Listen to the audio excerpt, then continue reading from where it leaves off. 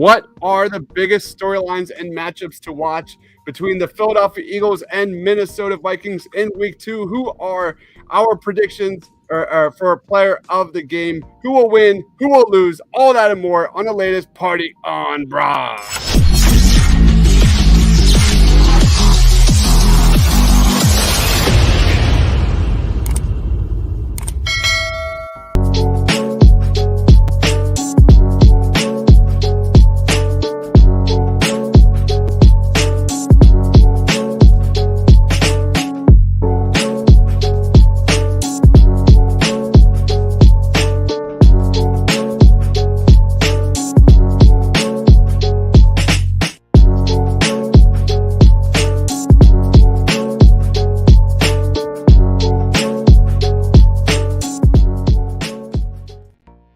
What is going on, football nerds? Today is our Eagles versus Vikings preview. If you've been following the channel closely, video number 23 of the Eagles since Sunday, but we keep rolling. The grind is real. Joining me, a man who has had a great week in terms of Twitter impressions.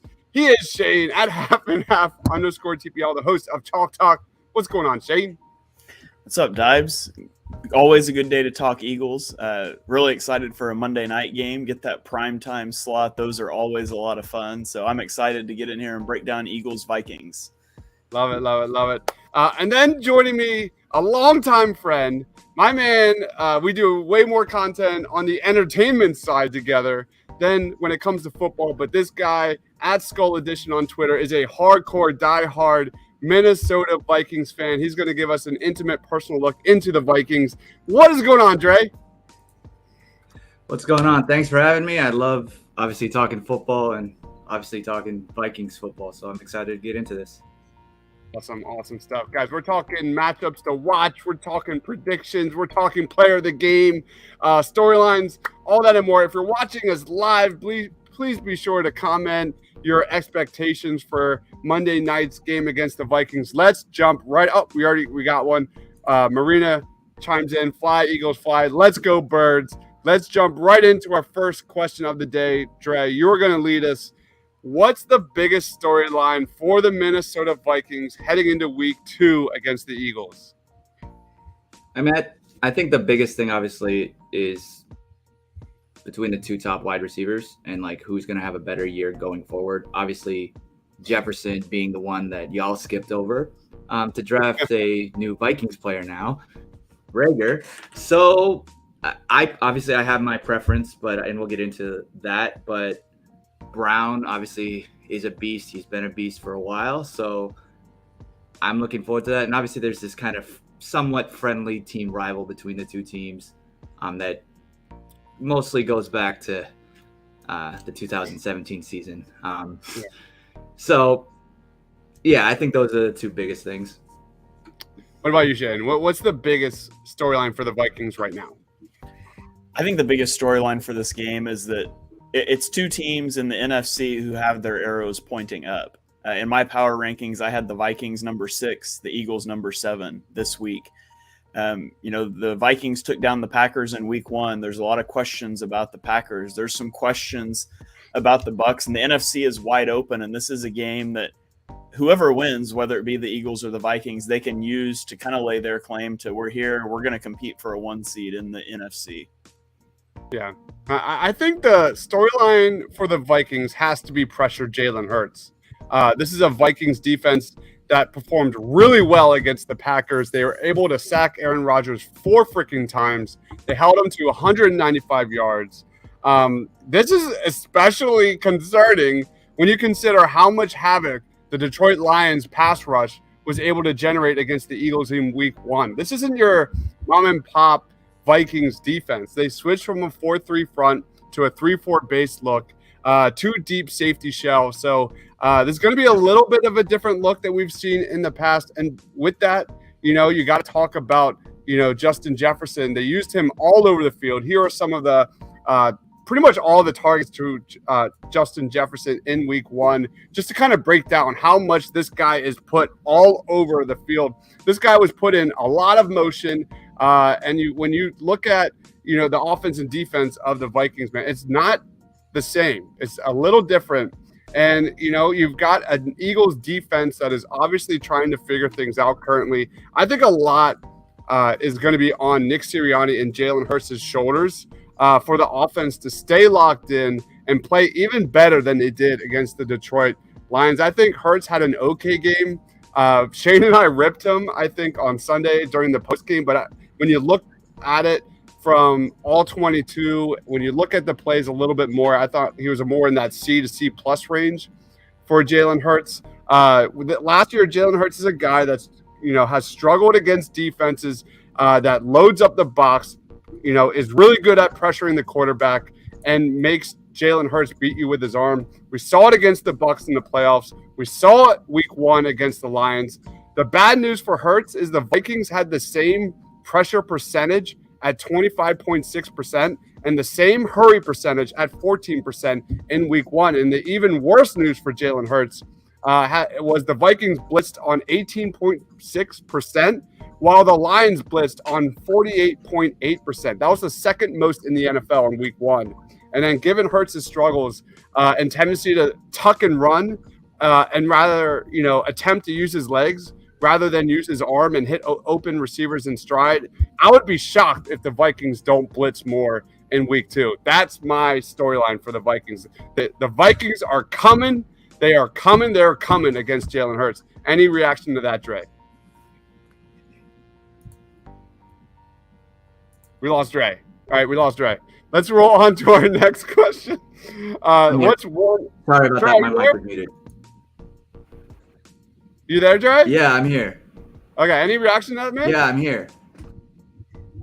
Yeah, I think honestly, when it comes to the blitzing point, I think that is one of the biggest things that really will push it, because we'll I guess go into it a little bit, but I think that the running quarterback aspect does give somewhat of an advantage to the Eagles in a sense, just because Rodgers isn't that, even though he obviously has in history a better arm obviously than Hurts does. But I think that because of that aspect, that does put a little bit of it throws a little bit of wrench into it. But they will obviously bring the pressure. Obviously, picking up Zadarius Smith in the offseason has already shown its effect. And then also picking up Harrison Phillips for the defensive tackle. And then they've had Danielle Hunter for a while, but he's been plagued with injuries. So if they're just bringing essentially those 3 men have already with the amount of sacks that they had got, and also the QB hits and just pretty much everything, pressuring Aaron Rodgers, like you said already, bringing him only down under 200 yards, about a little under 6 yards per attempt. Aaron Rodgers hasn't had that. I don't even know the last time that it was that bad, arguably. Maybe it was that year that he said, just relax in that press interview. I'm not even sure offhand. But I do agree with you that Hurts, in a sense, even though he was able to do some decent numbers and was okay, and I've liked him from the get-go, but I do think that he needs to prove himself this year. And I don't know if they're able to get it. The defensive backs from the Vikings weren't the best either. So if Brown can get open, or even Smith can get open, then if he gets enough time, there could be damage done. So We'll see on that. But in short, yeah. All right. What's one area the Vikings have a key advantage over the Eagles? Shane, you lead us off. I think they have an advantage with their pass rush. They have, like we talked about, they've got Danielle Hunter, they've got Zadarius Smith, 2 edge rushers that make a big impact on the game. And the Eagles simply don't have that. They've invested in the trenches. They still fail to get pressure on the quarterback. I thought Josh Sweat had a really good game last week for the Eagles. I thought Hassan Reddick was a total ghost out there. He did his best Allen Robinson impersonation and just didn't show up to the game. And so, there's certainly potential there for the Eagles pass rush, but the Vikings pass rush, and some of it is things that they do schematically that I'm sure we'll get into, but I think they've got a clear advantage in their ability to pressure the passer that I just don't think the Eagles defense has. Yeah. What about you, Dre? What do you think? What do you think? Yeah, I agree with that. I think that's the biggest advantage that they have. Like you already said, 4 sacks, 5 QB hits, under 200 yards for Rodgers. And then looking at Goff's percent completion, he had 21 for 37 for 215 and 2 touchdowns. Yeah, I think he had a fumble and I think an interception if I remember correctly. But like that's still better honestly than Rodgers did. And just looking at that angle, I mean, the Eagles got 1 sack, 6 QB hits. So I mean, they played fine. I don't think it's as good. I could be wrong. There is a lot of talent there. So I think I agree with on what Shane said. Yeah. I think one key advantage the Vikings have over the Eagles is that new look Vikings offense versus Jonathan Gannon. If there was a loser of week 1, it was Jonathan Gannon. And I'm going to boil this down to the Eagles' run defense. Here are some notable plays from the Detroit Lions against the Eagles.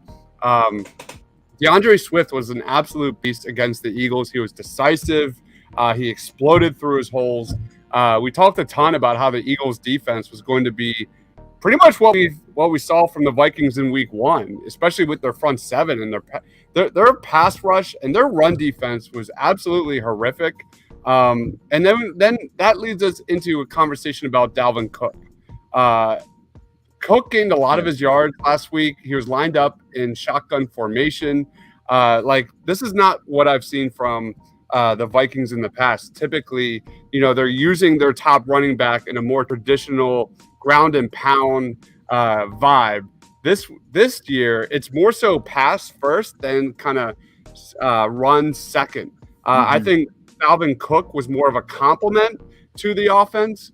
And the way we saw the Eagles defense against the run last week, the way Jordan Davis only played 23 snaps, the way Cox and Hargrave struggled against the run, and the linebackers and Gannon's scheme, they were just clearly unprepared defensively. That's my concern. I think that's my concern. Dalvin Cook is a great running back. There's so many different areas that I think the Vikings will have a clear advantage there. Because I think as good as DeAndre Swift is, I'm really high as well on Dalvin Cook. So that's what my concern is. So let's roll on to our next one. What's one area the Eagles have an advantage over the Vikings? Dre, what are your thoughts? I think, like I said already, I think it has to do with the potential running game and running QB, because honestly the Vikings did struggle a little bit last week for the run defense. I mean, they allowed 111 yards, 6.2 yards per carry, and 1 rushing touchdown. And I think that given you have a running quarterback, you have a good running back as well, and I think I think it was 17 carries, there was just a lot that brings to the table that is a little bit different from what the Vikings did last week. I think that they can handle it because the more for Miles Sanders in comparison to the Packers, Aaron Jones is a little bit more applicable to that, and they're the 1-2 type running backs that the Packers have with AJ Dillon, who's just kind of a beast of a runner and very hard to bring down. Because they don't have to take so much into account for that, I think Sanders can be taken care of a little bit more. But then when you add in the movement that Hurts has, that it can be difficult to, track down in comparison to Rodgers, who's relatively speaking going to be staying in the pocket for the most part. But he can move, but not as good as Hurts can. I think I was watching your guys' thing of how even though he made a really good move and he didn't throw it to A.J. Brown, who was open, he still made a really good move. And that aspect of the game is something that the Vikings, this year at least, haven't encountered. So that, I think, is what's going to be one area that the Eagles have over the Vikings. We have a comment here. Should the Eagles use a 2021 game plan against the Vikings? Sorry, Shane. I'm jumping right in on this because that's exactly where my head was at. What's one area the Eagles have a key advantage of? You probably heard me the last 2 months. I want a more well-balanced offense. I want Jalen Hurts to go through his growing pains. I want the ball in Jalen Hurts' hands to make plays with his arm, not his legs. All that gets thrown out the window in week 2. What I want to see, and I think the biggest advantage that I think the Eagles have over the Vikings, just like this comment, Allison, go back to what worked in the second half of last season. So I'm a Cobra Kai fan. You know that, Dre. Sometimes the best defense is a great offense. And I want to see the Eagles pound the rock. I want to see them take that offense, the Vikings offense, off the field. I want to see the Jalen Hurts, Miles Sanders, Kenny Gainwell, Boston Scott, ground game go up and up and up in week 2. That's what I want to see. And I think that's an area that I think can be exposed against the Minnesota Vikings. If the Eagles are able to establish time of possession, because you look at that Vikings defense, rush defense last year, they were nearly bottom 3 in the league in many different areas. So that's definitely an area I'm looking at. What about you, Shane? Yeah, as good as the Vikings pass rush is, which I talked about, their run defense isn't so great. And so given the Eagles offensive line, I think you could expect a run-heavy script in this game. Miles Sanders played really well in week 1. You get Miles Sanders going. You have Jalen Hurts always as a running option, but I think that's an area the Eagles have the advantage is in the trenches, Eagles offense versus the Vikings defense. I think the Eagles offensive line is the best offensive line in the league. And so when you're playing a team that wants to get upfield, they want to rush the passer, they like to have simulated pressure looks, which they like to mug the A-gaps, and when you get linebackers down there already, it's just even easier for offensive linemen to get hands on them run blocking. And so I think that's one way. I think Jalen Hurts could struggle against those simulated pressure looks. One way you can get the Vikings out of that is by being able to run the ball. Yeah. And that's going to prompt the Vikings to want to get those linebackers back off the line of scrimmage. So I think it should be a run-heavy script early on, and then you go from there and you see what happens. But that would be how I would attack the Vikings defense. Great minds think alike. We're on the same page there. Let's go on to favorite matchups. Week 2, Eagles versus Vikings. I think it's pretty obvious. Like when you talk about matchups, it's Justin Jefferson, Adam Thielen versus Darius Slay and James Bradbury.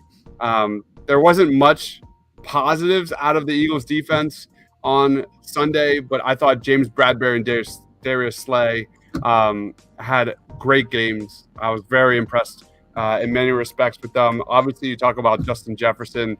He's comfortably established himself as one of the league's best receivers. And you look at what we saw earlier, like you're going to see him a lot in motion. You're going to see Justin Jefferson. The Vikings use Justin Jefferson just to create mismatched nightmares for this Eagles defense in the slot on the outside in motion. I think that's like beyond the obvious one. What about you, Shane? Yeah, I think that I look at the matchups here. Obviously, I kind of talked about those offensive line, defensive line matchups in the trenches, and I think that's going to be key. I also think it's just going to be interesting to see how the Vikings choose to attack the Eagles defense. Kirk Cousins likes to hang on to the ball and work downfield to Justin Jefferson. And so a key matchup for me has got to be the Eagles edge rushers against the tackles for the Vikings. The Vikings have pretty good tackles. The Eagles pass rush cannot let Kirk Cousins hold on to the ball for 3.4 seconds to get it to Justin Jefferson downfield. And so that's a big matchup for me to watch, is how the Eagles able to win on the edge. And if they are, is Kirk Cousins willing to take those checkdowns to get the ball out quick? Because it's not something that he likes to do. It's not that he can't do it, but he likes to push the ball downfield to Justin Jefferson. And so if I'm the Eagles, I'm going to do everything I can to take that away. And that starts up front with the pass rush. I agree. How about you, Dre? I will. Well, one, I'll second the receiving core of the Vikings versus the DBs of the Eagles. I think that is going to be a big going back and forth. I don't think the Eagles defense is going to make as much of a mistake as the Packers did, because if you watch like one of those plays, there's no reason why Justin Jefferson should have no defensive player within 5, 6, 7 yards of him, and it's not even due to like a move that he just beat somebody. He's just that wide open. So I don't think that the Eagles are going to make that mistake, or if they are, then that's another problem that y'all are going to have to fix. But so obviously those the receiver core, I think, like I said, but then going on the other side of the thing with y'all, I think that that's going to be a big thing as well, versus with Patrick Peterson and Dantzler versus Brown and Smith. I mean, obviously Brown went off last week. I think he was one out of the 4 receivers that had like best numbers, including obviously Jefferson on that as well. But the thing is, if you really look at it, my concern with the DBs is honestly, unfortunately, somewhat Patrick Peterson. Not so much that he can't do it. It's more that the one play that, what's his name? The new rookie that Christian Watson, the one play that he almost scored a touchdown and completely dropped it. Peterson got beat pretty bad on that. And it wasn't until like a complicated move or anything. It was just one quick move and then he got beat. Brown is a different type of receiver than that. He's going to catch that ball. That's a touchdown. And Dantzler, I mean, if Peterson can hold Brown to a stalemate, I mean, Smith is not a bad receiver either. But Dantzler has had his ups and downs. Obviously, he was in the doghouse for the majority of last year, but he hasn't fully proven himself yet. And I think that matchup between the receivers and the DBs is going to be a pretty hard challenge for them to do. But the way that they can obviously take care of that is by getting to the quarterback fast and pushing Hurts to either run the ball or getting sacks or whatever. Because obviously, the faster the defensive line gets there, the less time he has to throw the ball, which means not as many completions. You're muted, Dibes. My bad. All right, I'm going to throw this one to Shane. I don't even know what that means, to be honest. M&M coverage, man. I think it means man-to-man coverage. Man-to-man coverage for Jonathan Gannon, because the coverage scheme did not work against. I mean, we expected a lot of nickel and things like that from Jonathan Gannon week 1. But, you know, we need to see Gannon adjust. So in week 2, what are your thoughts on that, Shane? I have no idea what Jonathan Gannon's going to do, but I'm sure it will be not ideal. I mean, so here's the thing. I would love to come on here after the game on a post-game show and talk to you about all the cool things that the Eagles did schematically to try to eliminate Justin Jefferson, bracketing him with coverage, jamming him at the line and sinking into soft squat zones underneath with a safety over the top, all these different things. Let's be honest. Jonathan Gannon's not changing anything. He's going to play nickel, he's going to play light boxes, and he's going to give up a lot of cushion. That's just what he does. And when the Vikings hammer that for 2 quarters, the Eagles are going to go into halftime, and we're going to come on a halftime show and talk about the adjustments they should make, and Jonathan Gannon's going to go have a cup of coffee and change nothing. So he's going to call much man-to-man coverage. Probably not. If he does, it's going to be soft man coverage. He's not going to get up and challenge receivers on the line. He's going to dare Kirk Cousins to take the check downs. And if Kirk decides to do it, he'll probably complete 80% of his passes because that's just what we're willing to give up. Yep. All right, let's roll on for a second. Oh, go ahead, Shane. Go ahead, Trey. Yeah. I was just going to say that, like, based on the highlights, and y'all would know obviously more than I would, but based on the highlights that I watched, the few times that, like, Bradbury and also Slay played relatively well on like St. Brown was when they did play man coverage. And this is just based on highlights, but I think that if they did do that, they may have a chance. Zone, Jefferson's going to find those holes really easily because, I mean, he has a vision of the field. Like, I could go on for hours just praising the skills that he has, and I'm not going to, but I think that man coverage, if they did decide to do that, that would potentially be the better option. But that's based on highlights, at least. Yeah. All right, let's roll on to who are the biggest X factors. This is underrated key players to watch for the Eagles versus Vikings in week 2. I'll lead us off. If you heard me earlier, it's Miles Sanders. I think Miles Sanders is arguably the biggest key X factor in this game. The Eagles, if they have any chance of winning this one, I think it's got to come from a strong running game plan that gets him moving the sticks, involved with the passing game. I want to see a huge. I love what I saw from Miles Sanders in week 1, and I want to see that continue in week 2. What about you, Shane? I'm going to go, honestly, the exact opposite of that. I'm going to say Eric Kendricks and Jordan Hicks, the inside linebackers for the Vikings. Nice. And for the same reasons you talked about. I think this is going to be a game where the Eagles try to run the ball a lot, and it's going to be up to Hicks and Kendricks to be able to fit the gaps the way they're supposed to.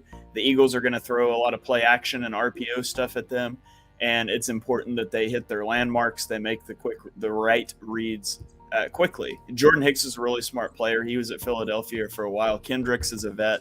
I think they'll be able to do that. But then once they have done that, once they've diagnosed properly, they still have to be able to hit that hole and shed blocks and make plays. And so I guess I'm coming at it from the other angle as you. I'd say for the Vikings, their inside linebacker play is going to be big for their defense. What about you, Dre? So I think a lot of the key X factors are obviously all the players that you guys just spoke of, and plus all the other ones that we've obviously talked about. Cook, obviously Justin Jefferson, Adam Thielen is always, touchdown Thielen. Really, obviously things that could happen.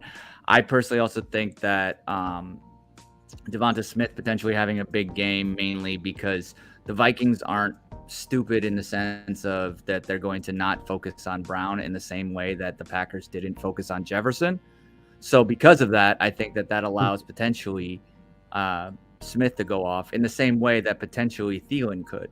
And I think the second wide receivers, I think, are going to have a decently more, balanced game than they have at least in week 1. And then just for fun statements, Jalen Reagor's returning a kickoff or a touchdown, punt for a touchdown. I think that potentially could happen just for a fun situation.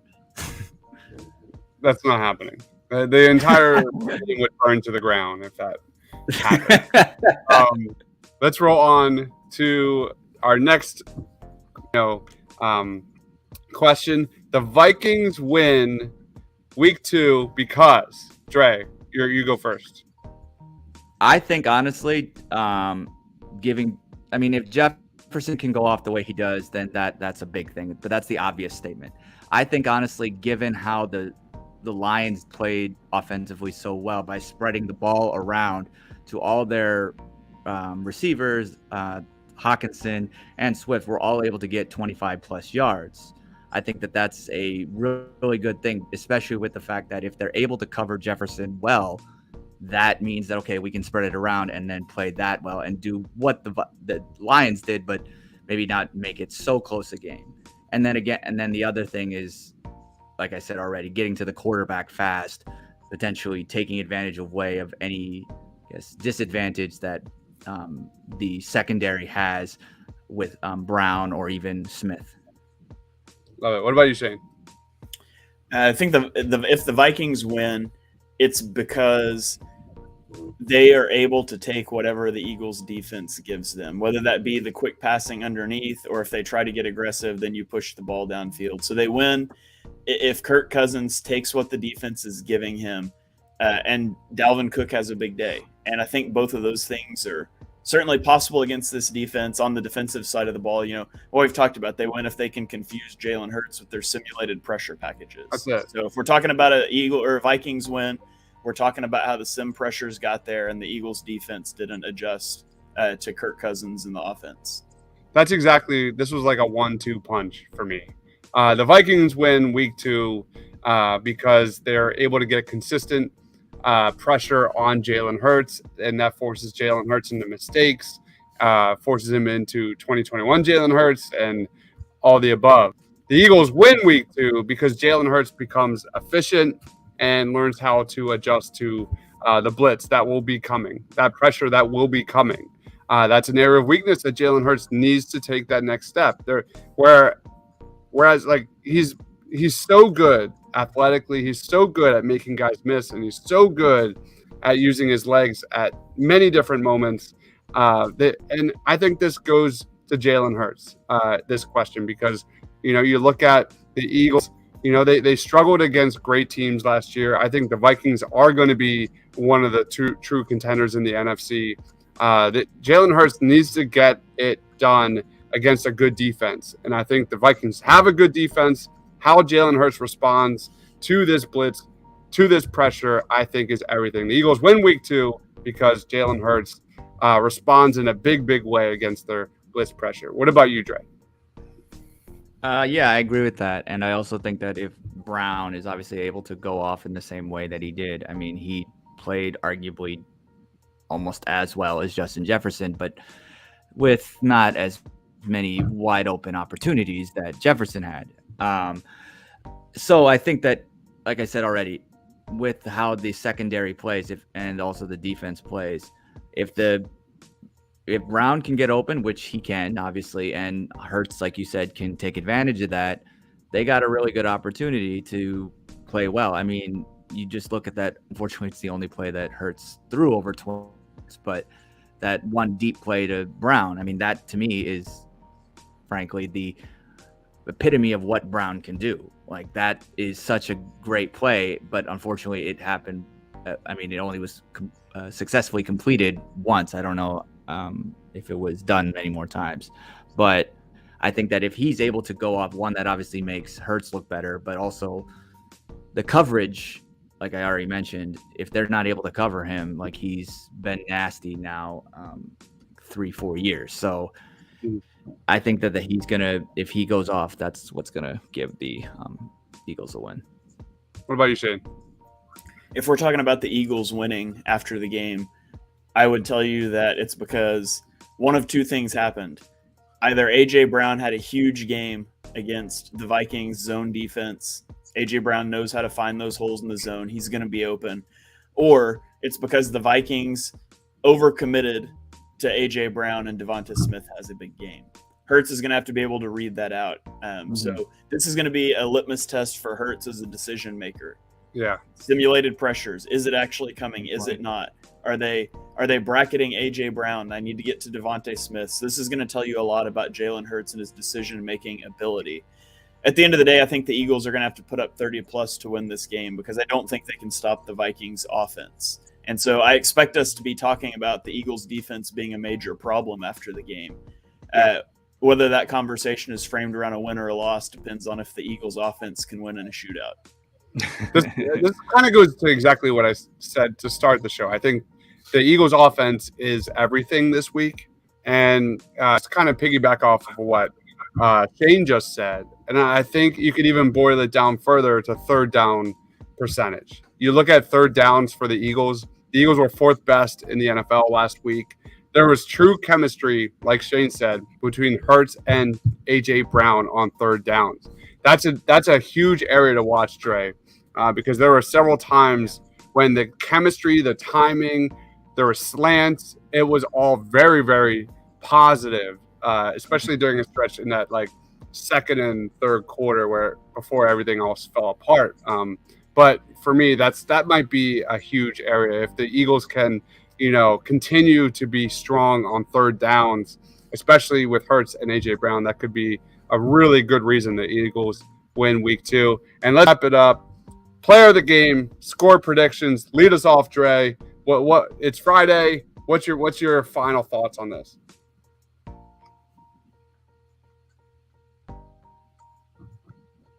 You there, Dre? Okay, Shane, you go. Yeah, I'm here. Okay, there he is. Okay.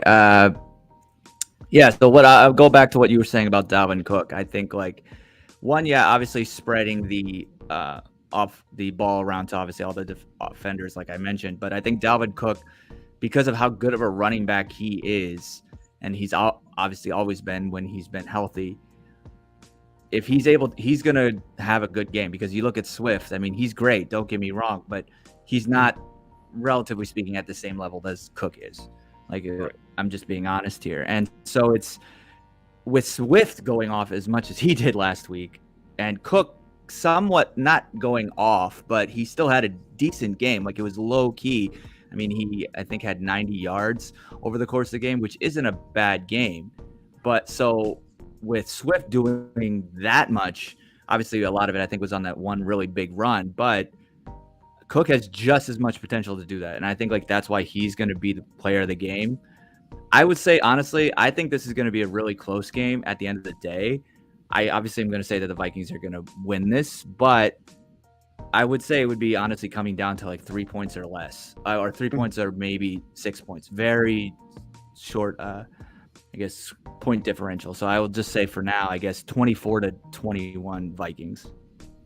All right. What about you, Shane? Have you moved a little bit since Birds of the Round Table? Any thoughts? No, not really. I think the Vikings will win this game somewhere in the like 34-28-ish sort of range. And I think Dalvin Cook is player of the game. I don't think the Eagles are going to be able to stop the run. They couldn't against the Lions. I don't think they're going to be able to against the Vikings either. Yeah, this is the battle of Miles Sanders versus Dalvin Cook. I think whoever wins that battle is going to probably have the winning team. I mean, I'm the same way.